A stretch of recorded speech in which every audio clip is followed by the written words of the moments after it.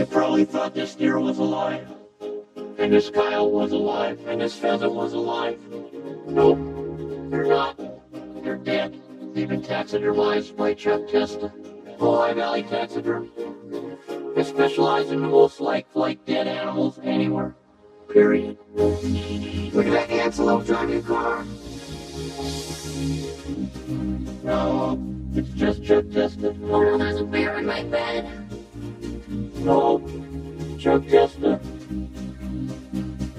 Hold on a second. There's a leopard sitting on an impala out on my deck. No, it's just Chuck Testa with another realistic mount. Shipped to me from anywhere.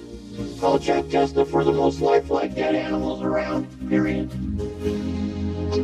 Fine, I'll just order a drink. No, Chuck Testa does not taxidermize